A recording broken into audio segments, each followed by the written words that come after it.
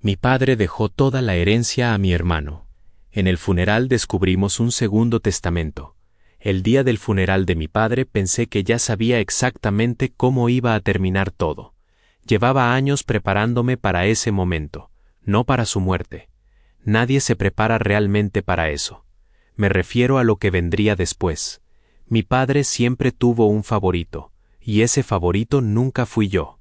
Mientras caminaba entre las filas de sillas colocadas frente al altar, veía a familiares, socios y amigos acercarse a Ricardo para darle el pésame. Algunos incluso le estrechaban la mano de una forma extraña, como si ya lo estuvieran felicitando por algo, porque todos lo sabían, todos. Mi padre había construido una empresa de logística desde cero. Empezó con un solo camión cuando yo era niño y terminó con varias naves industriales, contratos importantes y una fortuna que nadie conocía con exactitud. Y todos daban por hecho que Ricardo heredaría la mayor parte. Yo también. Lo que no sabía era que aquel día iba a descubrir que la herencia era el menor de mis problemas. Ricardo estaba junto al ataúd, impecable como siempre, traje oscuro, reloj caro, sonrisa controlada. Parecía triste cuando alguien lo observaba y completamente relajado cuando nadie miraba. Era bueno en eso. Siempre lo había sido. Mi tía Elena se acercó a mí mientras terminaba la ceremonia. ¿Estás bien? Asentí. No tenía ganas de hablar. La verdad era que no sentía demasiado dolor, y sé que eso suena horrible. Pero mi padre llevaba años siendo prácticamente un desconocido para mí. Hablábamos poco. Nos veíamos menos, y cada conversación terminaba comparándome con Ricardo. Tu hermano ya compró otra propiedad. Tu hermano consiguió un contrato importante. Tu hermano entiende cómo funciona este negocio. Después de 20 años escuchando lo mismo, uno deja de intentarlo. Cuando terminó la ceremonia, nos dirigimos al restaurante donde tendría lugar la reunión familiar. La lectura del testamento estaba programada para esa misma tarde. Ricardo parecía especialmente tranquilo, demasiado tranquilo. Recuerdo haber pensado en ello mientras observaba cómo saludaba a varios socios de la empresa. No parecía un hombre que acababa de perder a su padre, parecía alguien esperando cobrar un premio. 2 horas después estábamos todos sentados en una sala privada. Mi hermano, mis tíos, algunos primos, el abogado de la familia y yo. El abogado abrió una carpeta gruesa y comenzó a leer. Al principio todo fue normal. Donaciones, pequeñas cantidades de dinero para familiares. Objetos personales, nada importante. Hasta que llegó el momento de hablar de la empresa. Sentí cómo toda la sala se tensaba. El abogado aclaró la garganta. La totalidad de las participaciones empresariales pasan a nombre de Ricardo Fernández. Nadie pareció sorprendido. Nadie excepto yo. No porque esperara recibirlas, sino porque mi padre ni siquiera había intentado aparentar cierta igualdad. El abogado continuó. Las propiedades principales también eran para Ricardo. Las inversiones, las cuentas, los terrenos, todo. Cuando terminó, yo había recibido una cantidad simbólica que apenas representaba una fracción de la herencia. Algunos familiares evitaron mirarme. Otros parecían incómodos, y Ricardo intentó fingir humildad. Papá sabía lo que hacía, dijo. Todavía recuerdo esa frase, porque fue exactamente en ese momento cuando ocurrió algo que cambiaría todo. La puerta de la sala se abrió, y entró un hombre que nadie reconoció, ni siquiera el abogado. Era mayor, cabello gris, traje sencillo, aspecto serio. Miró alrededor durante unos segundos hasta que sus ojos se detuvieron en mí. Después caminó directamente hacia donde yo estaba sentado. La conversación se apagó por completo. Podía sentir todas las miradas sobre nosotros. El hombre metió la mano en el bolsillo interior de su chaqueta y sacó una pequeña llave metálica. La dejó sobre la mesa, justo delante de mí. Tu padre me pidió que te entregara esto cuando llegara este día. Eso fue todo. Ni una explicación más, ni una palabra adicional. Se dio media vuelta y salió de la sala. Y durante unos segundos nadie dijo nada. Nadie entendía qué acababa de pasar. Pero algo en la expresión de Ricardo me hizo sentir un escalofrío, porque por primera vez en todo el día parecía asustado. No fui el único que notó el cambio en el rostro de Ricardo. Mi tía Elena también lo vio. «¿Qué ocurre?», preguntó mirando a mi hermano. Ricardo reaccionó demasiado rápido. Nada, pero era evidente que mentía. Durante años había aprendido a reconocer las pequeñas señales que lo delataban. Se tocaba la mandíbula cuando estaba nervioso, y en ese momento lo estaba haciendo. Tomé la llave de la mesa. Era pequeña, antigua y tenía una etiqueta metálica con una serie de números grabados. Nada más. El abogado frunció el ceño. «¿Sabes qué significa?», negué con la cabeza. El desconocido ya había desaparecido. Salí detrás de él, pero no había rastro. Ni en el pasillo, ni en el aparcamiento. Nada. Como si hubiera aparecido únicamente para entregarme aquella llave. Esa noche apenas pude dormir. No dejaba de pensar en la expresión de Ricardo. Si aquella llave no significaba nada, ¿por qué parecía tan preocupado? A la mañana siguiente decidí averiguar a qué pertenecía. Los números grabados me llevaron hasta una sucursal bancaria situada al otro lado de la ciudad. Era un edificio antiguo que llevaba décadas funcionando. Cuando mostré la llave en recepción, una empleada me pidió identificación y desapareció durante varios minutos. Al regresar, venía acompañada por el director de la oficina. «Señor Fernández, por favor, acompáñeme». Mi corazón empezó a acelerarse.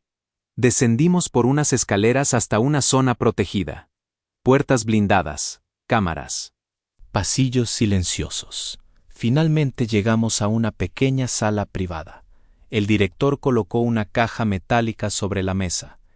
Esta caja fue registrada hace 17 años por Alberto Fernández, mi padre. 17 años.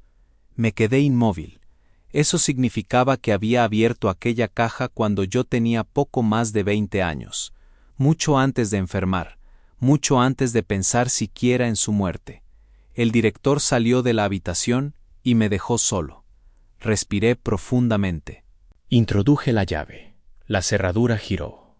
Dentro encontré 3 cosas: una carpeta azul, un sobre cerrado y un segundo testamento. Durante unos segundos me quedé mirando todo sin atreverme a tocar nada. El segundo testamento era suficiente para cambiarlo todo. Pero fue el sobre lo que llamó mi atención, porque tenía mi nombre escrito a mano. La letra era de mi padre. Abrí el sobre. Dentro había una única hoja. Comencé a leer. Daniel, si estás leyendo esto, significa que yo ya no estoy aquí. También significa que Ricardo descubrió algo antes que tú. Sentí un escalofrío. Seguí leyendo. Si las cosas han ocurrido como imagino, tu hermano ya controla la empresa y la mayor parte de mis bienes. No intentes enfrentarte a él todavía. Primero debes conocer toda la verdad. Aquellas palabras hicieron que se me echara la boca. ¿Qué verdad?, continué. Durante años cometí un error. Pensé que podía proteger a esta familia ocultando ciertos hechos. Ahora sé que estaba equivocado. La carta terminaba con una frase que me dejó helado. Lo que encontrarás en la carpeta explica por qué Ajute ya no confiaba en Ricardo. Me quedé inmóvil durante varios segundos. Después abrí la carpeta azul, y mi mundo empezó a derrumbarse. Había documentos financieros, extractos bancarios, transferencias, facturas, informes internos de la empresa, todo organizado meticulosamente. Al principio no entendía nada, pero a medida que avanzaba apareció un patrón: dinero, mucho dinero, millones, cantidades que desaparecían de unas cuentas para aparecer en otras, empresas desconocidas, sociedades fantasma, firmas, autorizaciones, nombres, y uno de esos nombres aparecía constantemente: Ricardo Fernández, mi hermano. Durante las siguientes horas revisé cada documento. No podía creerlo. Las pruebas apuntaban a lo mismo. Alguien había estado desviando dinero de la empresa durante años, y ese alguien parecía ser Ricardo. Pero lo más impactante no era eso. Lo peor era una nota escrita por mi padre y sujetada con un clip. La primera irregularidad fue detectada hace 9 años. 9 años. Mi padre lo sabía desde hacía 9 años, y nunca dijo nada. ¿Por qué? La respuesta llegó unas páginas después. Otra nota, esta vez mucho más breve. Intenté denunciarlo 2 veces, siempre terminaba protegiéndolo. Aquello me dejó sin palabras. Mi padre había descubierto el fraude, había reunido pruebas, y aún así había seguido encubriendo a Ricardo, porque era su hijo favorito, porque no quería destruirlo, porque no quería admitir que había estado equivocado durante toda su vida. Mientras seguía leyendo, encontré algo aún peor, una lista de personas relacionadas con las operaciones.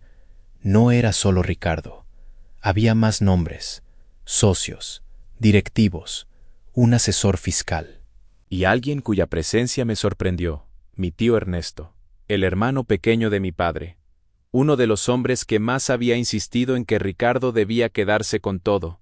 De repente muchas piezas empezaron a encajar, demasiadas, y por primera vez entendí que aquello ya no era una disputa familiar, era algo mucho más grande, porque si los documentos eran reales, varias personas llevaban años robando millones de euros, y ahora sabían que mi padre había muerto. Lo que significaba que también podían sospechar que alguien encontraría aquellas pruebas. Al salir del banco sentí que me observaban.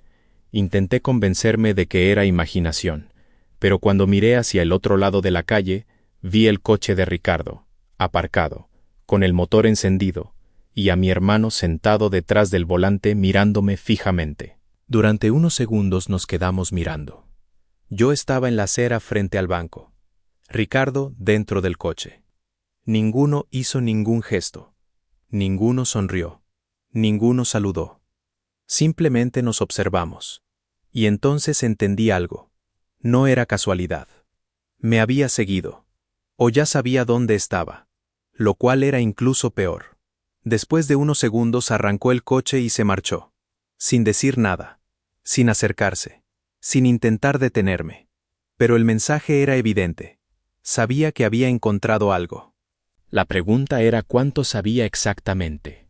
Guardé la carpeta en una mochila y conduje directamente hasta mi apartamento. Durante todo el trayecto tuve la sensación de que alguien me seguía. Quizá era paranoia, quizá no. Lo único que tenía claro era que no podía confiar en nadie, ni siquiera en parte de mi familia. Aquella noche revisé toda la documentación otra vez. Y encontré algo que había pasado por alto.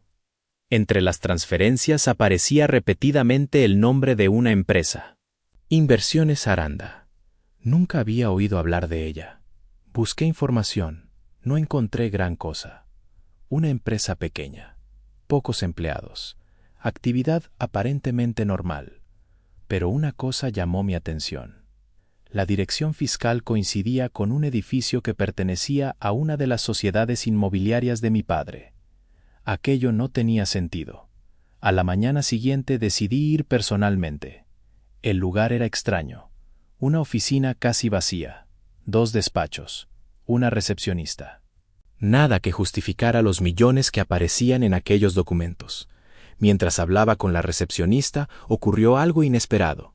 Una mujer salió de uno de los despachos. Al verme, se quedó paralizada. Yo también. La reconocí al instante. Era Laura, la antigua secretaria de mi padre. Había trabajado para él durante más de 15 años. Desapareció de la empresa hacía casi una década. Nunca supe por qué. Laura me observó durante varios segundos. Parecía nerviosa, muy nerviosa. Daniel. Laura miró alrededor antes de acercarse. No deberías estar aquí. Aquella frase me puso en alerta inmediatamente. ¿Por qué? Porque si te han visto entrar, ya saben que estás investigando. Sentí un nudo en el estómago. ¿Quiénes? Laura guardó silencio, y ese silencio respondió a la pregunta mejor que cualquier palabra. Los mismos nombres que aparecían en la carpeta. Ricardo, mi tío Ernesto, y quién sabía cuántas personas más. Terminamos hablando en una cafetería lejos de allí. Laura parecía llevar años esperando aquel momento. como si hubiera querido contar algo durante mucho tiempo. Tu padre descubrió lo que estaba pasando hace años. Eso ya lo sé. Ella negó con la cabeza. No, no lo sabes todo. Aquellas palabras cambiaron el rumbo de la conversación, y posiblemente de toda mi vida. Laura me contó que el problema no había empezado con dinero, había empezado con una mentira. Una mentira tan grande que terminó destruyendo a toda la familia.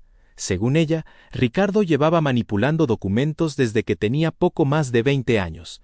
Al principio eran pequeñas cantidades, errores menores, movimientos difíciles de detectar, pero con el tiempo se volvió más ambicioso, más confiado, más peligroso, y cuando mi padre empezó a sospechar, ya era demasiado tarde.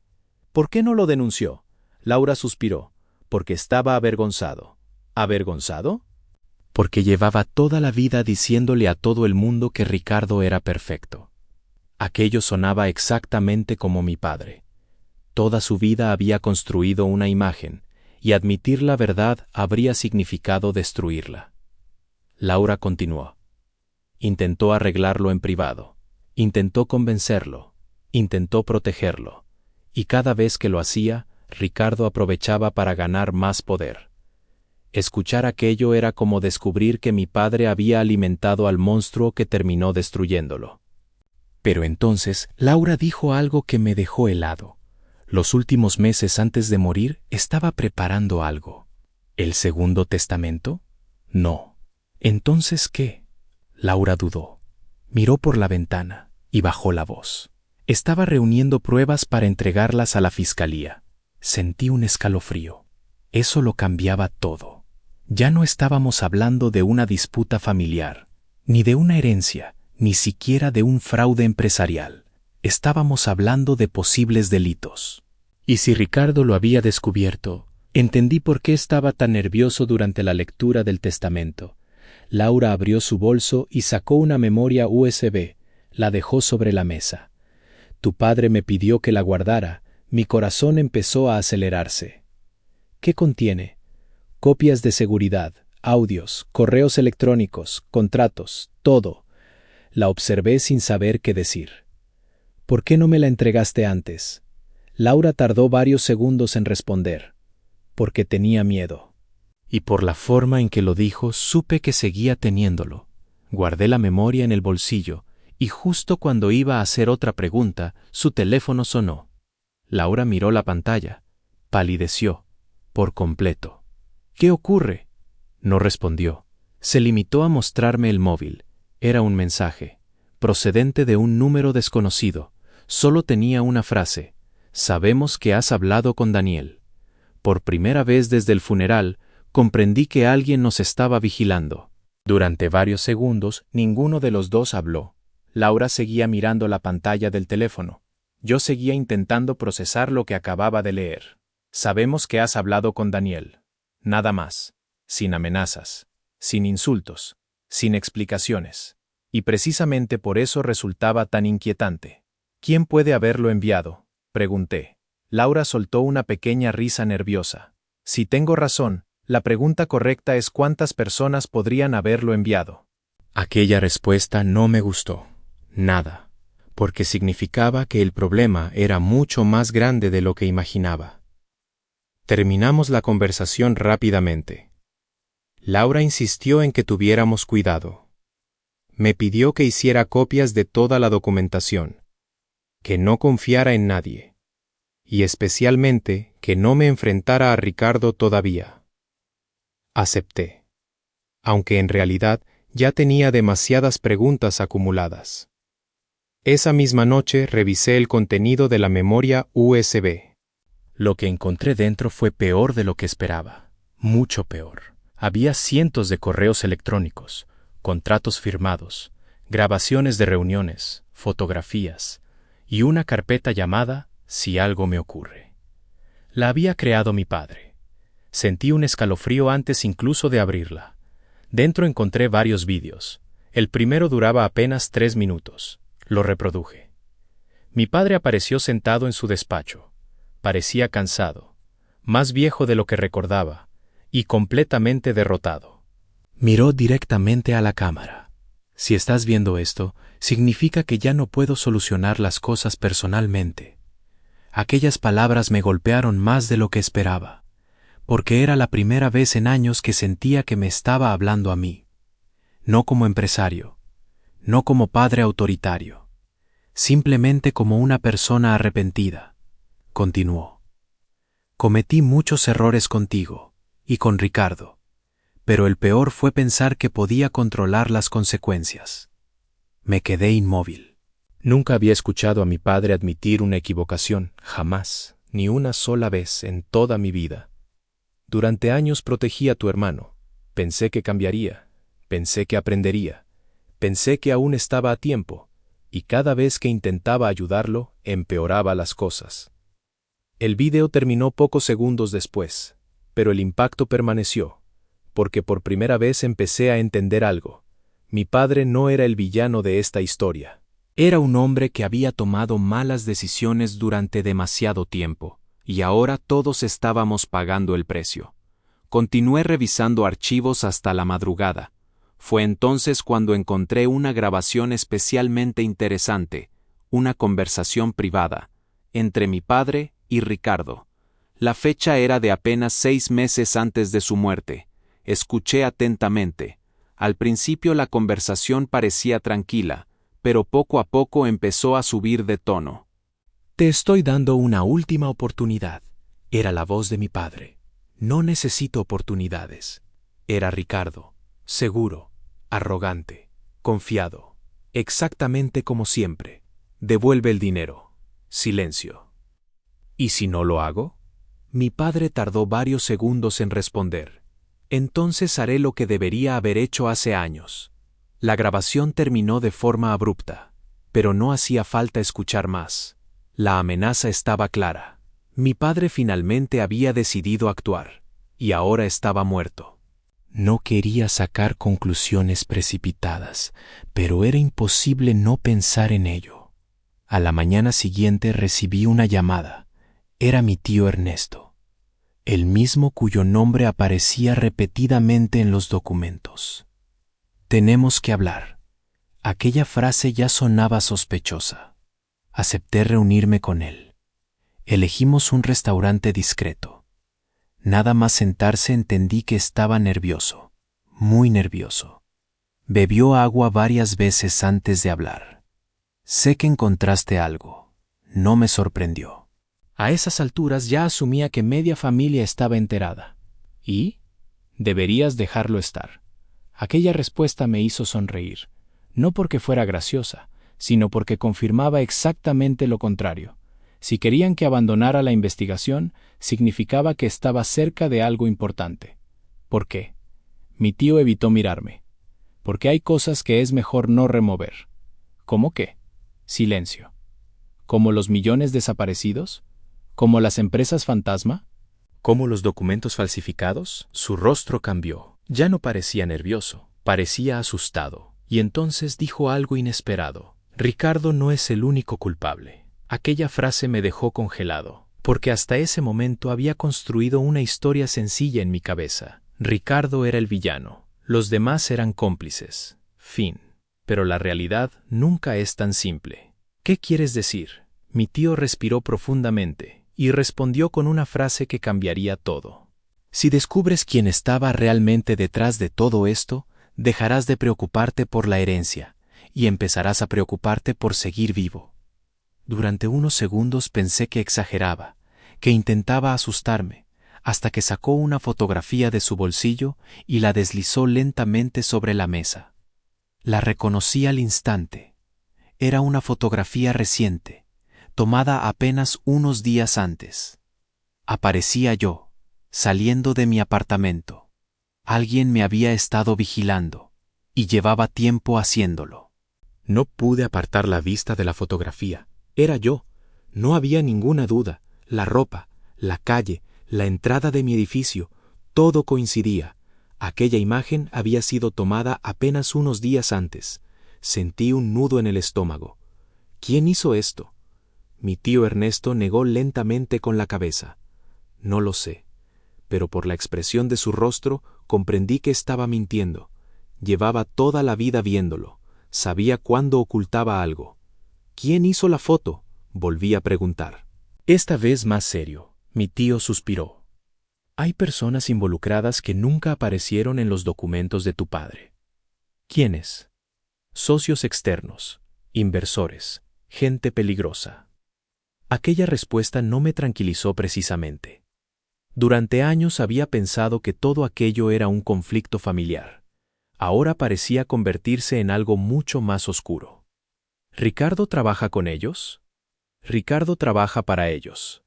Aquellas palabras me dejaron inmóvil, porque cambiaban por completo la situación. Hasta ese momento había imaginado a mi hermano como el cerebro de toda la operación, pero quizá solo era una pieza más, una pieza importante, pero no la principal. Mi tío continuó. Cuando empezó a sacar dinero de la empresa era un simple ladrón. Después conoció a ciertas personas, y todo cambió. ¿Mi padre lo sabía? Terminó descubriéndolo. Aquello explicaba muchas cosas: las reuniones secretas, la documentación, las grabaciones, la paranoia de los últimos meses. Y también explicaba algo más: el segundo testamento. Mi padre no estaba repartiendo dinero, estaba dejando instrucciones, preparando una guerra que sabía que no viviría para ver. Cuando abandoné el restaurante, llevaba la cabeza hecha un desastre, pero al menos tenía una dirección, y esa dirección era Ricardo. Había llegado el momento de enfrentarlo. Lo encontré en las oficinas centrales de la empresa, sentado en el despacho que durante décadas había pertenecido a nuestro padre. Aquello ya me enfadó antes siquiera de entrar. Verlo allí, actuando como si nada hubiera pasado, como si fuera el heredero legítimo de todo, como si los últimos años no hubieran existido. Entré sin llamar. Ricardo levantó la vista y sonrió. Una sonrisa tranquila, demasiado tranquila. Sabía que terminarías viniendo. ¿Me estabas esperando? Claro. Tomé asiento frente a él. Por primera vez en mi vida no tenía intención de evitar el conflicto. ¿Cuánto dinero robaste? La sonrisa desapareció. Solo un poco, pero desapareció. No sé de qué hablas. Déjate de tonterías. Tengo los documentos, los vídeos, los correos, todo. Durante unos segundos ninguno habló. Y entonces ocurrió algo que no esperaba. Ricardo empezó a reírse. No una risa nerviosa, no una risa incómoda, una carcajada auténtica, como si hubiera escuchado un chiste. Papá siempre te consideró inteligente. Supongo que se equivocó. Aquella frase me hizo apretar los puños. Explícate. Ricardo apoyó los codos sobre la mesa. ¿Crees que esto va de dinero? Pero nunca fue por dinero. Entonces, ¿de qué va? Su expresión cambió. Por primera vez parecía enfadado, de verdad. Toda la vida trabajé para él, toda la vida. Mientras tú desaparecías cuando querías, mientras tú hacías tu propia vida. Yo estaba allí, construyendo la empresa, resolviendo problemas, manteniendo todo en marcha. Aquello sonaba más a resentimiento que a justificación, y quizá por primera vez entendí algo. Ricardo no se veía como un ladrón, se veía como alguien que cobraba una deuda. Eso no te da derecho a robar. ¿Robar? Volvió a reír. ¿Sabes cuántas veces salvé esta empresa? ¿Sabes cuántas veces evité que quebrara? Papá nunca te contó esa parte, porque siempre necesitó un héroe y un villano, y yo terminé siendo ambas cosas. La conversación continuó durante más de una hora, y poco a poco apareció una verdad incómoda. Ricardo había cometido delitos, muchos, pero también había dedicado prácticamente toda su vida al negocio, mientras yo me había mantenido al margen. No justificaba nada, pero hacía la situación más compleja, mucho más compleja. Cuando me levanté para marcharme pensé que la reunión había terminado. Entonces Ricardo pronunció una frase que me hizo detenerme. ¿Ya encontraste la última carta? Me giré lentamente. ¿Qué carta? Y entonces supe que había cometido un error, porque Ricardo sonrió. Una sonrisa diferente, como la de alguien que acaba de confirmar una sospecha. Entonces todavía no sabes la verdad. Aquello me golpeó como un martillo, porque significaba que aún faltaba una pieza, la pieza más importante de todas, y mi hermano acababa de demostrar que sabía exactamente dónde encontrarla. No dormí aquella noche. La frase de Ricardo no dejaba de repetirse en mi cabeza. ¿Ya encontraste la última carta? Hasta ese momento estaba convencido de haber revisado todo: la caja de seguridad, la memoria USB, los documentos, las grabaciones. Pero evidentemente me equivocaba, y si Ricardo sabía algo que yo no sabía, necesitaba descubrirlo cuanto antes. A la mañana siguiente volví a revisar cada archivo, cada carpeta, cada documento. Durante horas no encontré nada. Absolutamente nada. Hasta que recordé algo, una frase escrita por mi padre en la primera carta. Primero debes conocer toda la verdad. Aquella frase siempre me había parecido extraña, como si faltara una parte, como si estuviera incompleta. Volví a abrir el Segundo Testamento, y entonces lo vi. Una anotación escrita a mano en una esquina. Un número, nada más, un simple número. Al principio no entendí qué significaba, pero después lo reconocí. Era el número de una antigua nave industrial, una propiedad que había pertenecido a la empresa durante años y que llevaba mucho tiempo abandonada. Conduje hasta allí esa misma tarde. El lugar estaba prácticamente en ruinas, ventanas rotas, polvo, hierro oxidado. Parecía imposible que escondiera algo importante, pero mi padre no era una persona sentimental. Si había dejado una pista, era por una razón. Tardé casi una hora en encontrarlo. Un pequeño compartimento oculto detrás de un panel metálico, y dentro había una última carta, la última, la definitiva. Me senté en el suelo para leerla y por primera vez en muchos años sentí que mi padre me estaba hablando directamente. Daniel, si has llegado hasta aquí significa que decidiste seguir adelante cuando hubiera sido más fácil abandonar. Por eso esta carta es para ti. Respiré profundamente y seguí leyendo. Durante años cometí el error de creer que proteger a Ricardo era ayudarlo. Cada vez que lo salvé de las consecuencias de sus actos, le enseñé que podía seguir haciéndolos. Aquellas palabras me golpearon, porque no hablaban solo de Ricardo, hablaban de cualquier familia, de cualquier padre, de cualquier persona que confunde amor con permisividad. Continué leyendo. El Segundo Testamento no existe para castigarlo, existe para impedir que destruya todo lo que construimos. Aquello lo cambiaba todo. Mi padre no estaba buscando venganza, ni siquiera justicia. Estaba intentando evitar una catástrofe. Las últimas páginas explicaban exactamente cómo hacerlo. Documentos, pruebas, instrucciones legales, todo preparado, todo organizado, todo listo para que alguien terminara lo que él no pudo. Y ese alguien era yo. Durante las semanas siguientes entregué toda la documentación a los abogados, después a las autoridades, y finalmente a los socios de la empresa. Lo que ocurrió después fue como una reacción en cadena. Investigaciones, auditorías, declaraciones, demandas. Cada nuevo documento confirmaba lo que mi padre había descubierto años atrás. Las irregularidades existían, los desvíos de dinero existían, las empresas fantasma existían, y Ricardo estaba en el centro de todo. Pero no era el único. Nunca lo había sido. Varias personas terminaron implicadas. Algunas perdieron sus cargos, otras enfrentaron consecuencias mucho más graves.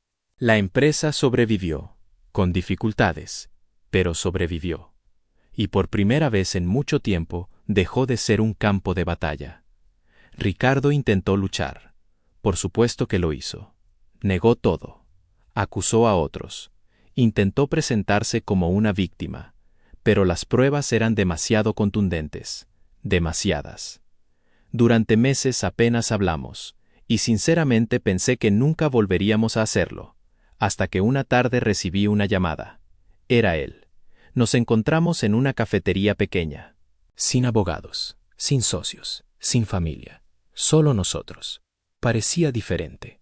Más viejo, más cansado, más humano.